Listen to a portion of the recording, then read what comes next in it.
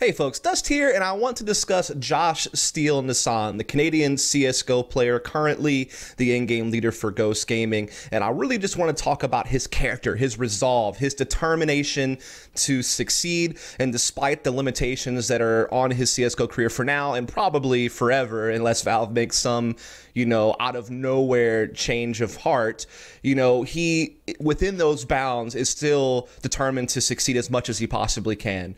Out of all the banned players in the match fixing situation, Steele is the one who just never gave up, never quit. There was never any quit in this guy.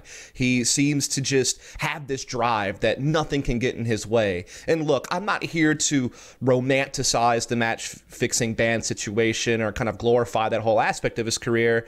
Obviously what he did was wrong. Obviously he deserved to be punished. How much he should have been punished or should be punished in the future is going to always be up to debate to community. Personally, I think that, this infinite ban it seems to be from Valve is definitely way too much, and I'm happy to see that after a couple of years some other organizations had finally decided to let these guys play.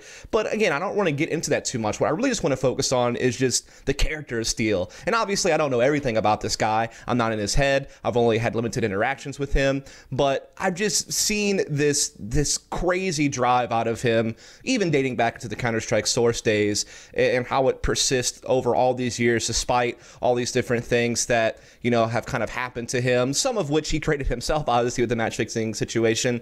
But yeah, no matter what, he just cannot be denied. He will constantly look to push forward, constantly look to improve, get better results, succeed as much as possible. And you can just really see the passion in this guy, much more so than many other players in the region, and certainly more than any other players who took the hit on the match fixing ban.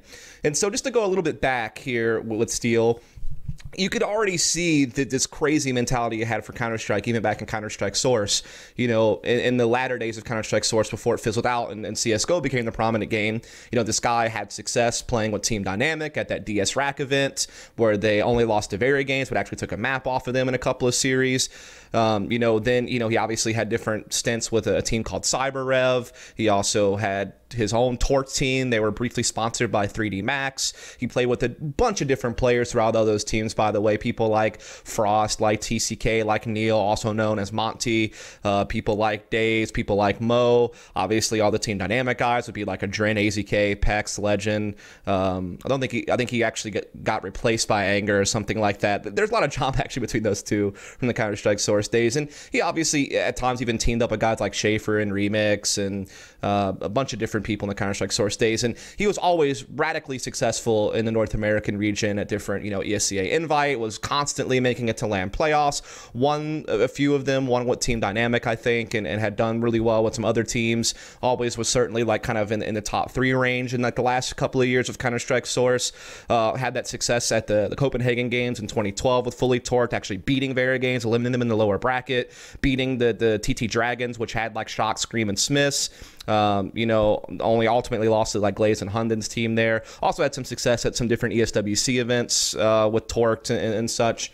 And just, had a pretty storied career for, kind of coming in at the latter day of Counter-Strike Source, but still finding a lot of success. And, it's not even just about the success that he had when you look at the results on paper. It was just also this guy's mentality. There was a couple of different examples of this. One, when he was playing with CyberRev and he was living in kind of a Suedo team house. I mean, it was pretty much just him, not the rest of the team. He was living with, I think the guy's name was Nearcry, who kind of owned CyberRev. And this guy was just always putting out tutorial content, theory crafting, always just kind of really trying to study the game, be a student of the game, progress the game forward, learn new things, come up with cool stuff, try to add his own unique flavor to the game, emphasize the importance of the meme was productive hours, was the other thing. I remember he got in this spat with this other player, I think his name was Darth.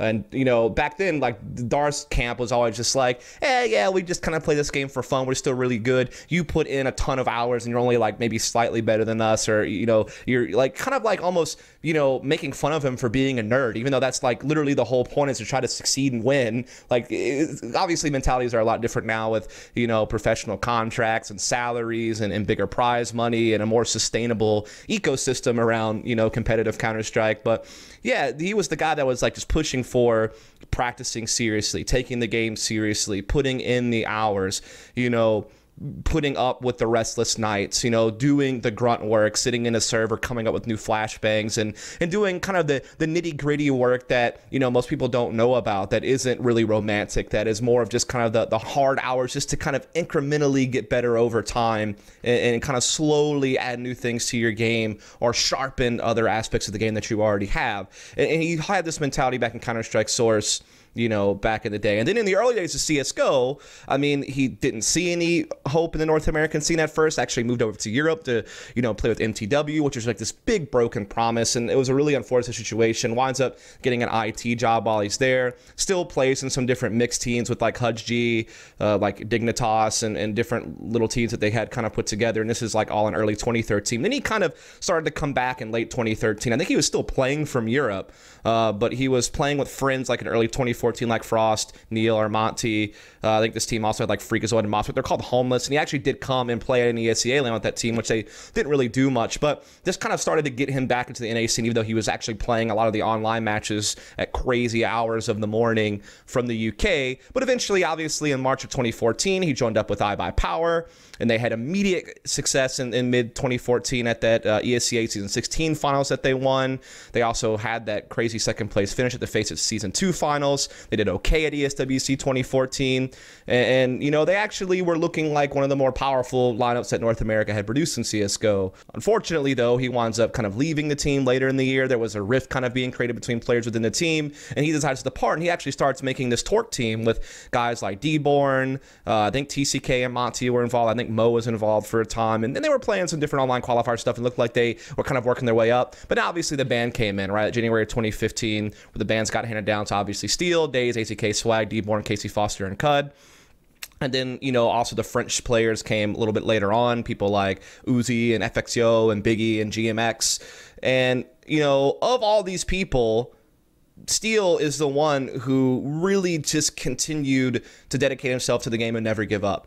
Like, throughout all this, he played at several smaller events that he could get his hands on, like different Fragadelphia events or local stuff in Canada, like EGLX, was constantly streaming and putting out content. I mean, certainly some of the other players were doing the same thing as far as streaming and putting out content, but the level to which Steel was taking it was definitely more serious, and you could tell that he just never wanted to give up, that he wanted to keep trying, wanted to keep getting better, wanted to keep taking the game seriously, and hope that one day maybe he'd be able to break back in. I don't know what his hope levels were like. I don't know what his expectations were like. Again, I'm not in the guy's head, but you could just kind of see that he just wasn't giving up. You know, that he was going to compete within the limitations that were around him, and that as those limitations eventually expanded, when people like ESL unbanned him or DreamHack unbanned him, and there was actually now more things he can compete in, he would really just be hungry, really just go after it, you know, and just never give up. And at times kind of putting together teams of players that weren't really doing much, but finding a way to make them better than, you know, just the sum of the parts, right? Just making things as great as possible and taking them further than they ever would have gone without him. It was really crazy stuff to see. When that kind of comes where the ESL ban gets lifted, I think that was in July of 2017, and shortly organizations like DreamHack such followed, he immediately starts playing with this tour team he puts together with Monty, A2Z, 4Shot, and TCK. And they had a pretty unsuccessful run in Mountain Dew League, all things considered, as well as had some smaller events that weren't really getting much. And there was definitely some internal issues probably happening with that team. But eventually, as Daze decides to kind of step back from competitive play after a very short stint with this GX team in Mountain Dew League, where he was playing with Swag and AZK, Steel actually joins this team. They rename as Torqued. They bring in guys like, they have like Poyo, they have Kusta coming in as well. They have Swag, they have AZK. And this team actually takes first in the regular season of MDL the very next season. They go on to CS Summit 2. They actually beat Vega Squadron in a best of 3, which is a team that kind of had some hype around them because of some of their major performances. They had a close map against Team Liquid in an 0-2 loss at that event as well, the eventual champions of the event. So there looked like there was a little bit of something there. And then, you know, this team continues to kind of work their way up into the middle of the pack to North American region. I mean, they qualified for DreamHack Tour, beating teams like Complexity and Swole Patrol and the former Ghost Gaming, who, you know, were facing relegation EPL at that time. And obviously now we know Steel kind of meshed up with some of those guys that had the current team that they have now. But yeah, they were knocking on some of the teams that were competing in the professional league and qualifying over them for a DreamHack Open event. And this happened, I think, April of this year, actually, so not that long ago. Now, he would eventually kind of put a team together as well to qualify for ESL1 Belo Horizonte, and they beat teams like Bravado, they beat Energy, they beat Road, they beat Complexity. Again, they're beating these teams. Like, he's taking these players that, some of which were incredibly rusty, hadn't really competed in a long time, some of which weren't really big names. I mean, Kusta was kind of a problem child who, never really lived up to the hype as much, would sometimes show flashes of potential, but then at sometimes really disappoint. Polio at the time certainly wasn't a guy that was getting a whole lot of attention, yet he brings all these parts together and he's able to beat up on these professional teams and qualify for ESL1 Belo Horizonte as well as the DreamHack Tour, like I talked about. Yes, they did wind up losing in the EPL relegation. I think they lost to like Complexity and Swole Patrol, and then they got eliminated in the MDL land by United and Wendigo after doing really well in the regular season. And then the team winds up taking last place at Tours and eliminating the group stage. And so at this point, Steel takes Pollo and Kusta and combines with Wardell and Sub Rosa. And this is how the Ghost Gaming team starts to come together. Now, obviously, there's been some changes since then. Mostly just kind of Pollo departing, Crystal coming in for a brief time, departing, and now Neptune, of course, is their current 5th player.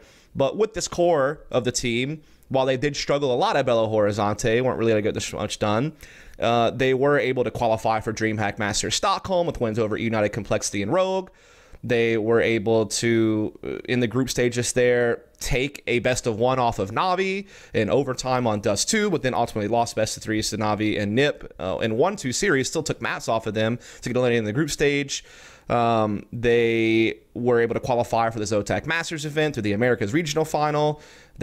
Once they were able to 2-1 Optic, this Danish team that had all this talent on paper. At least we know Optic has gone through their struggles with this Danish lineup, but still, like, a lot of talented, experienced players on that team. This team was able to beat them in best-of-3 over in China. Wound up losing to Kingwin in the semis, but still took a map off of them. And they had a couple of slips, sure, like the Starlighter Season 5 qualifiers. They lost to Soul Patrol. They lost to that FAM 143 team in the MSI qualifiers. They didn't qualify to the Masters with the loss to Bravado. But look at where Steel's at now with this team. I mean, this team has already secured a spot for the EPL playoffs for this season, did incredibly well. 2-0 victories over Energy, Made in Brazil, Luminosity, Rogue, Envy, Renegades, took maps off of United in Complexity. They've never been 2-0'd in the league, and they look to be a team that really has moved their way up into the middle of the pack North American region. I mean, yeah, certainly teams like Team Liquid, like Made in Brazil, like Energy. These are certainly the teams at the top of the totem pole in the North American region. But this Ghost team is certainly challenging the likes of United, Complexity, Rogue, Luminosity Gaming, Renegades, all these teams that kind of find themselves in the middle of the pack that could indeed still get playoff spots for pro leagues. And in fact, like I said, this Ghost team's already gotten a spot for the EPL playoffs. And with the kind of fall of Cloud9, these middle of the pack teams are the ones challenging for 4th through 6th place in NA. And like I said, that's going to get you some chances at some DreamHack Open events, some chances to qualify for some Tier 1 events, some chances to, make the playoffs of these pro leagues. And he's been able to do that.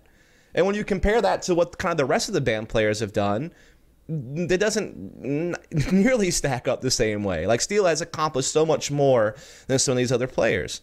Obviously Swag started to do pretty well for himself on Swole Patrol, it seems like. But initially, him and AZK really seemed to be super rusty and really seemed to struggle to get back in any kind of real form. I'm not even sure what AZK is up to right now. I mean, he kind of left, that whole team that I was talking about, like Tort, that kind of eventually became Ghost. And since then, I mean, he's played a little bit here and there, but really hasn't done a whole lot. Not sure what his future is going to look like, if he even still wants to compete in CSGO. Again, like I said, Swag has only just kind of started finding his footing over at Swole Patrol. Dazed obviously stepped away from competing. I know FXO keeps talking about wanting to try to come back and play, but in reality, those French players have really done a whole heck of a lot.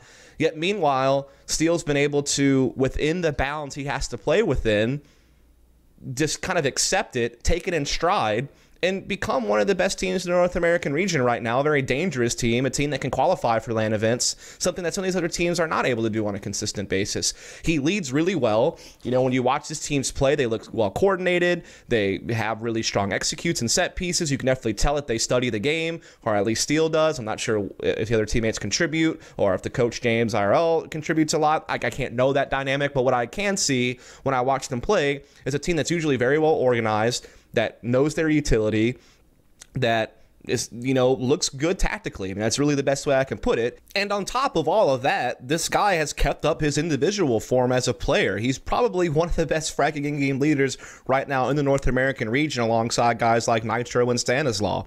And flexible at that, a lot of the times can be one of the ones taking the initiative, being more of an entry rifler on terrorist sides, looking to create openings, pushing the issue on CT sides, taking ground away from his opponent, causing a disturbance, doing these crazy antics, as well as a serviceable AWP as a secondary opera or something like that. So not only has he maintained this great leadership, this great ability to be a tactician, but also a skilled individual player. And obviously, they've had to struggle because in WSG, they had to use stand-ins because not all their players are Canadian. Or, obviously, when it comes to like major qualification, they can't use Steel. Obviously, they were going through a period where their roster wasn't stable because they had Crystal briefly and have only just recently brought in Neptune. So even through all these challenges, though, they still find ways to have some success. And I feel like the distinguishing factor is the topic of this video. It's Steel's resolve. The fact that there's just no quit in this guy. The fact that he is just so dedicated. He is so passionate. He wants to work hard. He wants to take things seriously. He wants to be a student of the game. He wants to keep up to date. He wants to learn. He wants to be the best that he can possibly be, and he wants the best of his teammates and his team to succeed as much as they possibly can. It's just that character about him, the willingness to tap, the unwillingness to tap out, the drive, the crazy amount of drive that this guy has. And so I thought I would just kind of talk about, his character, all that he's been through. Again, some self-imposed. He just doesn't quit, doesn't give up. Incredible amount of drive in this guy. And it's cool to see that despite all that has happened with him, he has still found a way at the end to succeed. He doing well in the pro leagues, qualifying for events. And I'm not sure how far this will go. I'm not sure if this guy will ever be able to hoist a big trophy again.